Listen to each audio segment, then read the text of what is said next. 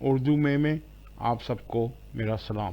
آج میں آپ کو امریکہ اور امریکن کیپٹلزم کے بارے میں کچھ معلومات فراہم کروں گا۔ یہ معلومات ایک کہانی کے ذریعے آپ کو پتہ لگیں گی۔ یہ کہانی ہے ایک عام سے انسان کے بارے میں جس کا نام تھا فریڈی۔ فریڈی ایک عام سا انسان تھا، وہ اپنی زندگی کے ساتھ خوش تھا۔ ایک دن وہ فشنگ کے لیے نکلا، لیکن اسے ساتھ ہی خیال آیا کہ اس نے تو ابھی کپڑے دھونے ہیں۔ اس کی والدہ نے اس کو آواز دی کہ واپس آؤ اور آ کے کپڑے دھو۔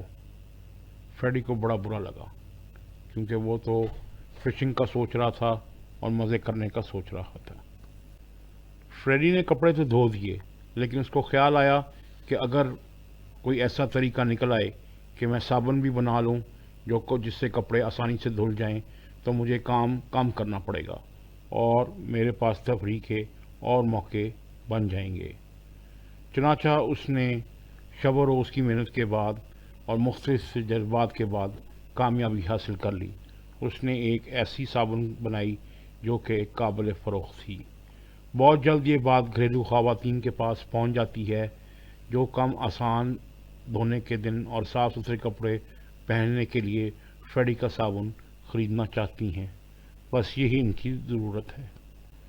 بہت جلد فریڈی بہت سا منافع کما لیتا ہے اور وہ چیزیں خریدتا ہے جس کی وجہ سے اس کی صابن کی پیداوار میں اضافہ ہونا شروع ہو جاتا ہے۔ آخر کار فریڈی کا خواب سچ ثابت ہو جاتا ہے۔ ایک دن ہفتے کے روز وہ تفریح کے لیے نکلتا ہے اور سوچتا ہے کہ آج تو میں ضرور مچھلی پکڑوں گا، پیسہ تو اب بن ہی گیا ہے۔ لیکن فوراً ہی کچھ دیر کے بعد اس کو خیال آتا ہے کہ تفریح تو میں کسی بھی وقت کر سکتا ہوں اور بہت سی مچھلیاں بھی پکڑ سکتا ہوں، لیکن پیسہ کمانے کا وقت دوبارہ مجھے نہیں ملے گا۔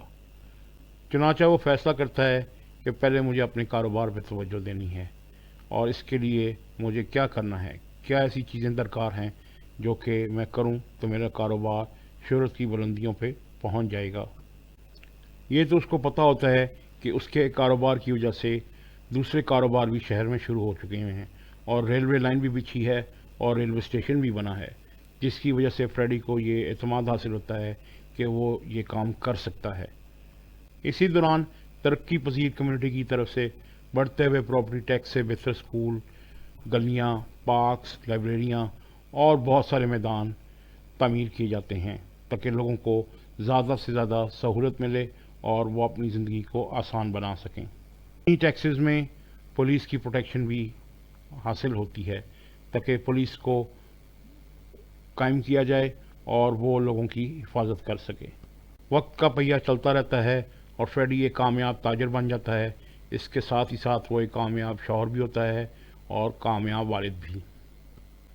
فریڈی کے کاروبار کی وجہ سے بہت سی مختلف ملازمتیں پیدا ہو جاتی ہیں اور فریڈی کو یہ خیال آتا ہے کہ وہ ایک مضبوط مینجمنٹ ٹیم بنا سکتا ہے جو کہ اپنے آپ کاروبار کو چلا سکے۔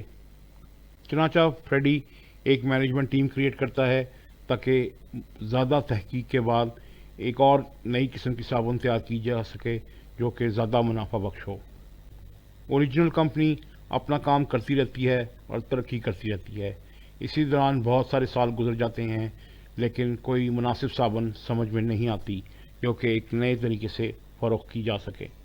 مقابلہ سخت سے سخت ہوتا جاتا ہے اور فریڈی مجبور ہو جاتا ہے کہ وہ اپنی مصنوعات کو بہتر بنانے کی بجائے قیمت فروخت پر غور کرے اور کسی ایسے طریقے سے قیمت قائم کر سکے اپنی صابن کی جس کو وہ زیادہ منافع پہ بیچ سکے۔ اس دوران فریڈی کو بہت سارے اور آرڈرز مل جاتے ہیں۔ صابن کی مانگ پوری نہیں ہوتی، چنانچہ وہ سوچتا ہے کہ کیا میں کر سکتا ہوں کہ جس کے مقصد کو پورا کرنے کے لیے پیداوار کو بڑھایا جا سکے اور صابن کو زیادہ منافع پہ بیچا جا سکے۔ وہ ایک نئی کمپنی کھڑی کرتا ہے اور قرضے کے حصول کے لیے دفتر میں اپلائی کر دیتا ہے۔ سیونگ بینک سے قرضہ ملنے کے بعد اس کو یہ حمایت حاصل ہوتی ہے کہ وہ اپنے کاروبار کے توسیع پروگرام کو چلا سکے اور مالی اعانت میں مدد لے سکے۔ اسی اثنا میں کیونکہ اس کو مالی معاونت مل جاتی ہے تو اس کی حفاظت کی بھی ضرورت پڑتی ہے، تو انشورنس کمپنیاں اس کو یہ پالیسی ہولڈرز کے ذریعے فنڈز فراہم کرتی ہیں تاکہ اس کو جو قرضہ ملا ہے اس کو حفاظت حاصل ہو سکے۔ ساتھ ہی ساتھ فریڈی اسٹاک ایکسچینج میں بھی اپلائی کر دیتا ہے تاکہ اس کو شیئرز کے ذریعے ایک اضافی رقم حاصل ہو جائے۔ اسٹاک ایکسچینج میں فریڈیز کی کمپنی کے لوگ شیئرز خریدتے ہیں اور اس طرح فریڈیز کی نہ صرف مشہوری ہوتی ہے بلکہ اس کے شیئرز کے بکنے وجہ سے اس کے پاس ایڈیشنل منافع آ جاتا ہے۔ لیکن پھر فریڈی کو لالچ آ جاتی ہے، وہ ایک اور کاروباری کے ساتھ مل کر یہ سوچتا ہے کہ ہم صابن کو خاموشی سے کیسے اس طریقے سے بیچیں کہ اس کی قیمت مستحکم ہو جائے اور منافع بھی زیادہ ہو، اور ہم کسی طریقے سے ہزاروں کی بجائے روزانہ لاکھوں کمانا شروع کر دیں۔ وہ ڈیل تو کر لیتا ہے لیکن اس کو بعد میں افسوس ہوتا ہے، کیونکہ ڈیل کرنے کے بعد اس کا جو کمپٹیشن ہوتا ہے اس کو موقع مل جاتا ہے کہ وہ فریڈی سے کم قیمت پر زیادہ اچھی صابن بیچ سکے۔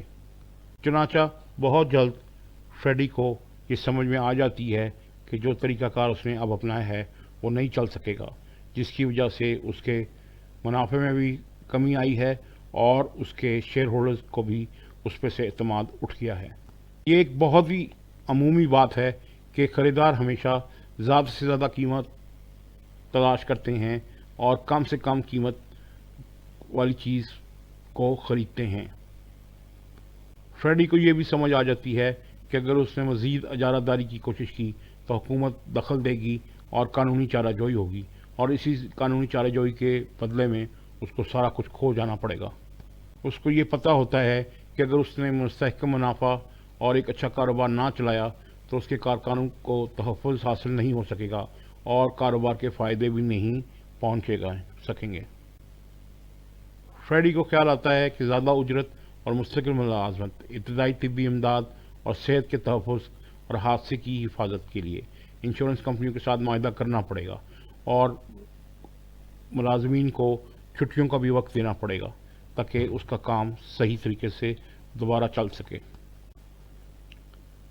ملازمین کو جب منافع ملے گا تو ان کی بچت ہوگی اور اسی بچت کے تحت وہ اپنے اکاؤنٹس بینک میں کھولیں گے اور پھر یہی بچت وہ کسی طرف کاروبار میں یا کسی اور چیز میں لگائیں گے جس سے ضروریات زندگی کے موقع اور کاروبار کی مواقع پیدا ہوں گے۔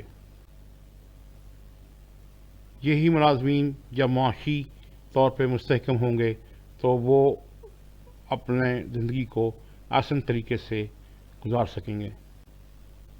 ناظرین، اب آپ کو سمجھ آ گیا ہوگا کہ امریکن کیپٹلزم کیسے کام کرتا ہے اور منافع کا مقصد کیا ہوتا ہے اور امریکن صنعت کیسے ترقی کرتی ہے، اور امریکن سسٹم میں فری انٹرپرائز اور نوجوانوں کو نئے نئے مواقع ملنے کی کیا صورتیں پیدا ہوتی ہیں۔ امریکن سسٹم ہمیشہ اپنے کل کے آنے والے بچوں کی زندگی کے بارے میں سوچتا ہے اور یہ سوچتا ہے کہ ان کی بہتر زندگی کیسے بنائی جا سکتی ہے۔ یہی وہ چیز ہے جس نے امریکہ کو مضبوط ترین قوم بنایا ہے۔